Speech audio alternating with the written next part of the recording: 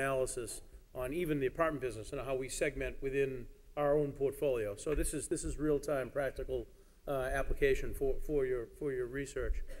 Now we're going to turn it over to James, and I think we're just a little bit behind schedule, but we still have time for questions at the end. So thank you.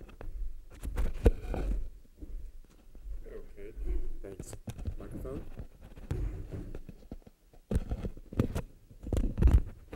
Okay. Today, I have the fortunate or unfortunate pleasure of following the nation's thought leader on the future of aging, the nation's leading firm on research and demographic data, and I'm going to attack it with a presentation I'm calling 30 Snapshots in 15 Minutes. And what I'm going to do is pull out some slides that help envision what are some of the key demand drivers as we look forward.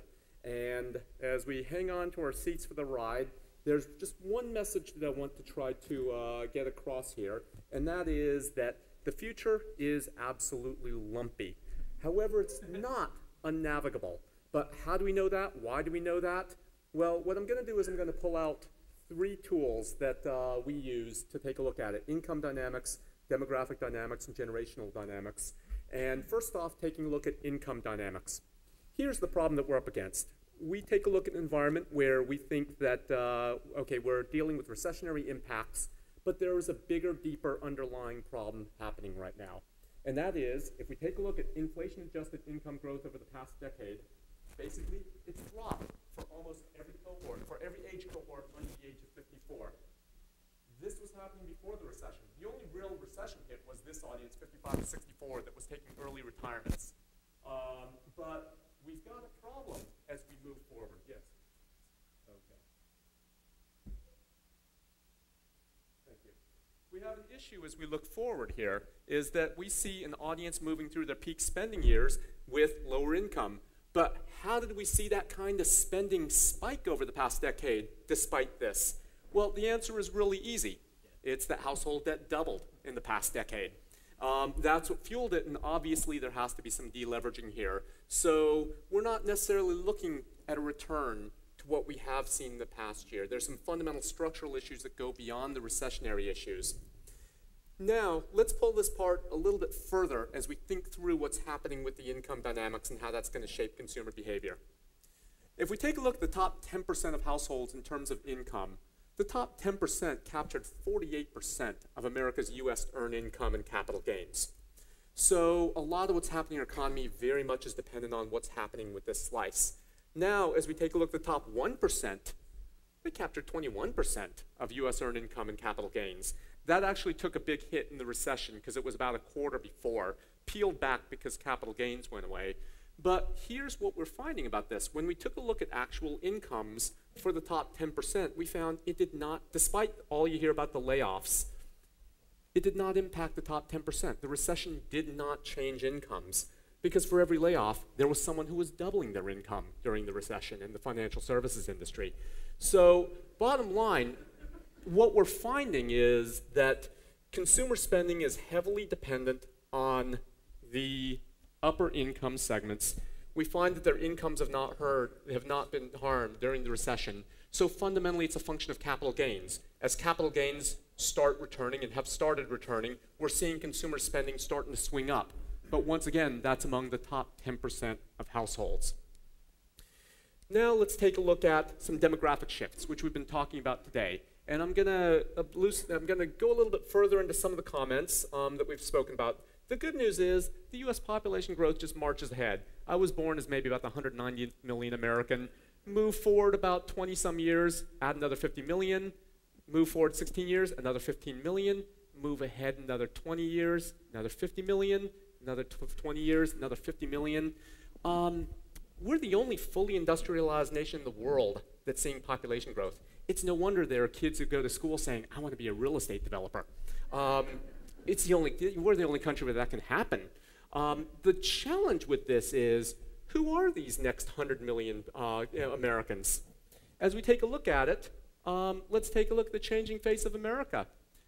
These next 100 million Americans, as we look forward in the next 25 years, well, take a look at it by racial distribution. Take a look at white non-Hispanics. The only reason why it's not negative is because people are living longer. All the growth is elsewhere. Now, as we take a look at it, America was very steady in terms of racial distribution into the 1970s because of some legislative changes in 1965, which probably explains why I was born in Louisiana in 1966. So it's gone from 1 in 10 minority to 1 in 3 minority. And take a look at what's happening already. Population under 20 is almost 50-50 at this point.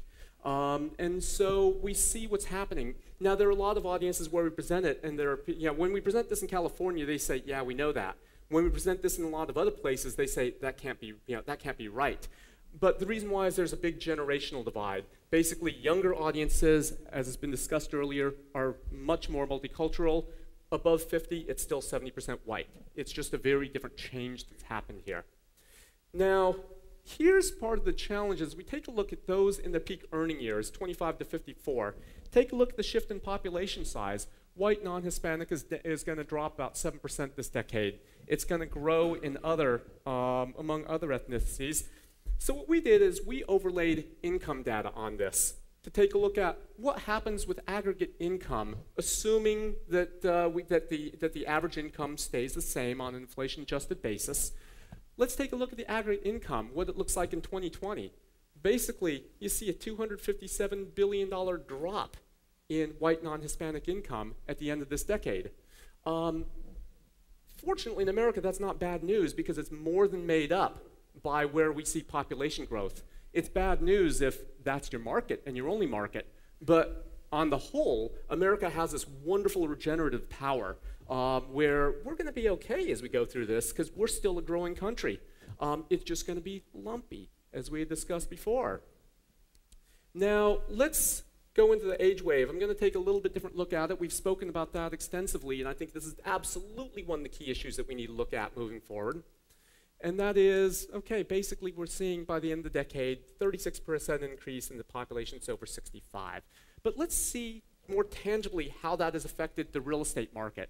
One example I sometimes like to use is taking a look at trade-up housing. The peak year for trade-up housing is the age of 41. What we see here is the blue is basically the age wave. You know, basically all of a sudden, you have the pig and the python here, the baby boomers moving through. 1980, we see there it is. Then we start moving forward. You know, 85, you start to see them moving through the cycle there. You see a huge jump in 95. See another huge jump in 2005. The reason why this is very helpful is when we were pulling these graphs together in 2004, we were looking at this and we were able to tell our master plan community development clients, stop selling large lot land for trade-up homes. You're going to get slaughtered. Bad news is that meant that we weren't able to sell further engagements for them and planning communities for that. The good news is they're still in business. But it's very helpful to take a look at what happens here. Now, the bad news is take a look forward. 2015, we see a huge drop as has been. So there's a huge gap coming around the corner here as we take a look at what's happening with peak trade-up housing. Now, another way to look at it is let's take a look at the size of new homes in America. We've been talking about the race for McMansions. The assumption was that people were getting wealthier. But the reality is, as we take a look at when did the baby boomers enter the peak years of trade-up buying, well, it was around the early 1980s. Before then, the size of the average American house was pretty stable, about 1,600 square feet. It's the baby boomers that drove that dramatic increase as they had kids.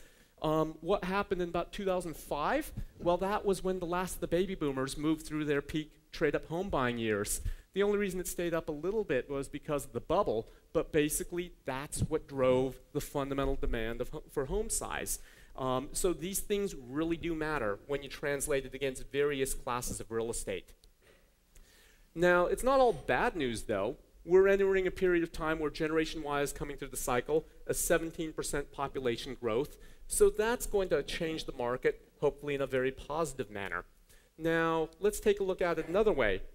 We're seeing the age wave. The yellow bar, again, is the age wave. You saw the baby boomers, and this is of population between the ages of 22 to 30, the peak apartment rental years. So we saw the baby boomers move through the cycle in the 80s, taper off. We're seeing Generation Y moving in through the cycle. However, the purple line is the number of multifamily units constructed. And if you notice something there, there is no correlation between the fundamental demand drivers and the supply of new product.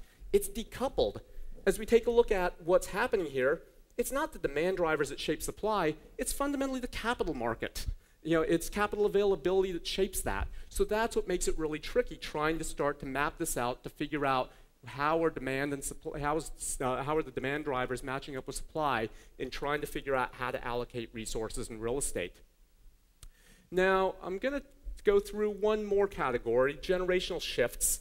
And as we take a look at generational impacts, the reason why we look at this is because these cohorts of maybe spanning 15 to 20 years, depending on the cycle, go through life sharing certain formative experiences which shape values differently than those that went through before.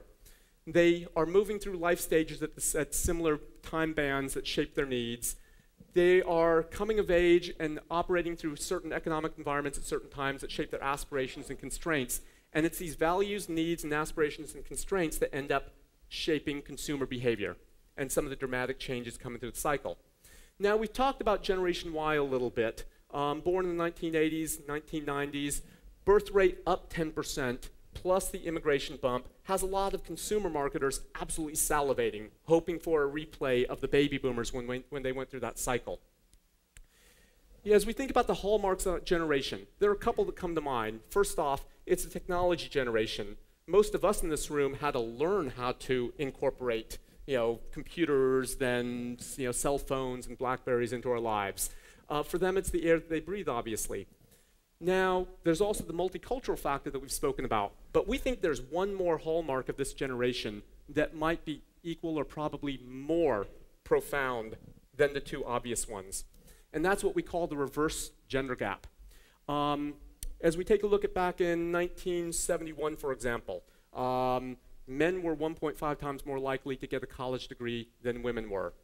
As we fast forward to 2011, women are now 1.5 times more likely to get a college degree than men. That is a game changer, an absolute game changer. So how does that play out? Well, we were sitting with a client back in about 2003 or 2004 trying to figure out why is this market behaving so differently than anything we've seen in the past. And we realized all of a sudden, all the new buyers were single women. What was happening here? So we started embarking on this pretty deep process internally to figure out what's changed, what's going to change. And we started to go through this process of taking a look at going into the microdata of the Census Bureau. And here's what we found. Basically, this reverse gender gap where women are now much more likely than guys to get college degrees. If we take a look at the ratio of median full-time wages for single childless women in their 20s versus their male peers, these women now earn 108% of what their male peers do. Things have changed. Game changer. Now, does anybody want to take a guess at which two cities are not on that list that should be up there? Should be pretty obvious. Thank you. Boston, Seattle. And so those are the notable exceptions. They're at about 100% instead of where women are ahead of it. But that's an easy explanation. The highest paying jobs are in industries that are 75 to 80% male, software engineering. So if there's a cause for that, blame MIT. But it is a big game changer as to what's happened out there. Now, I was driving down the Mass Pike because I have a house in Belmont, but during the school academic year, I have to work in upstate New York, where my wife is an academic. I was following this car in the Mass Pike with that bumper sticker, more condoms, less condos.